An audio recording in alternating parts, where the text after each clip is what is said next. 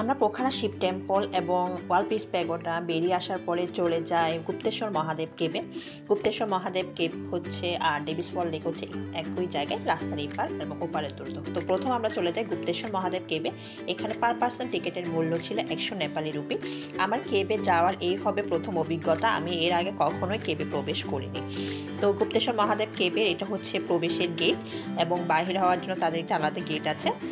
যারা প্রবেশ করবে তারা এই গেট দিয়ে প্রবেশ করে। তো আমাদের যাত্রা শুরু হচ্ছে এবং আমার প্রথম অভিজ্ঞতা, যেহেতু আমি কেবে প্রবেশ করব। তো এখানে আসলে পূজারী বা দর্শনার্থীরা এসে থাকেন। তো এটা মূলত একটা শিবেরই মন্দির বলতে গেলে, এটাও একটা। তো এখানে শিবের আসলে আরাধনা হয়, পূজা হয়, দর্শনার্থীরা আসলে তারা কেবে প্রবেশ করেন।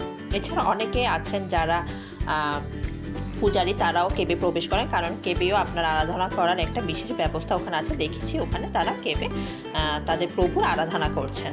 তো আমরা যেতে যেতে আমরা আসলে কিছু দেবীর মূর্তি এখানে পরিলক্ষিত হয়, আমরা এগুলো দেখেছি।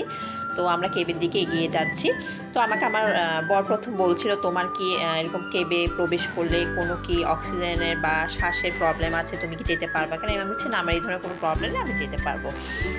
তো আপনাদেরকে বলবো যাদের এরকম প্রবলেম আছে তারা না যাওয়াই ভালো, কারণ ওখানে গেলে আনুমানিক আপনার 10 থেকে 15 মিনিট সময় লেগে যায় যেতে আসতে। এছাড়া ওখানে কিন্তু ভিড় লেগে থাকে, ভিড় লাগলে কিন্তু আরও প্রবলেম হয়, খুব ধীরে ধীরে সবাইকে এগুতে হয় কেবে। তো আমার হচ্ছে কেবে যাওয়ার গেট যেটা মূল ফটকটা, তো এখন আমাদের এখানে শুরু হবে। তো এখানে কেবের মধ্যে বলাই আছে যারা প্রবেশ করবেন তারা নো ফটো নো ভিডিও। তো আমি এখন নো ফটো নো ভিডিও যেহেতু বলা, আমাকে ক্যামেরাটা অফ করতে হচ্ছে। ক্যামেরাটা অফ করার পরে আমি চলে যাই ভিতরে। তবুও চেষ্টা করেছি আড়াল থেকে কিছুটা ভিডিও করার কেবে, যেহেতু আমার প্রথম কেবে যাওয়ার অভিজ্ঞতা। তো এটা দেখতে পাচ্ছেন কেবে আমি প্রবেশ করেছি। জায়গাটা বেশ সংকীর্ণ, আসলে কেবের জায়গাটা সংকীর্ণ হয়, খুবই পিচ্ছিল এবং খুব ভয়ও লাগছিল ফার্স্টে আমার কাছে। তো এখানে নাকি বাদুড় দেখা পাওয়া যায়, বাট আমরা কোনো বাদুড়ের দেখা পাইনি এখানে।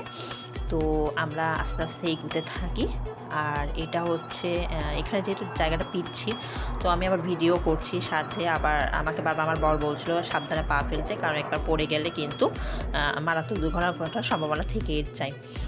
তো এখানে আসলে অনেক মানুষ মানে একটা জায়গায় গিয়ে একটা ভিড় লেগে থাকে। তো সবাইকে আসলে খুব সাবধানের সাথে এই পথটা পাড়ি দিতে হয়। তো এটা হচ্ছে মূলত আমরা ক্যাব থেকে যখন যাত্রাটা শুরু করি, এখানে আসলে দেখতে পাই মহাদেবের যে পূজা অর্চনা এখানে করা হয়। আর মূলত সবাই দেখতে যায় ডেভিস ফলের যে পানিটা, লেকের পানিটা যে প্রবাহিত হয়ে নিচের দিকে গড়িয়ে পড়ে কেবে আসলে পতিত হয় পানিগুলো। তো ওটা আমরা দেখতে চলে যাই ওখানে। আর ওখানে হচ্ছে তাও বলা থাকে যে কোনো ফটো বা ভিডিও তোলা যাবে না। তবুও অনেকে তাদের রেস্ট্রিকশন মানে না, ফটো এবং ভিডিও করে। এই যে একটা সেই ছবির একাংশ। তো আজ এ পর্যন্ত, সবাই ভালো থাকবেন।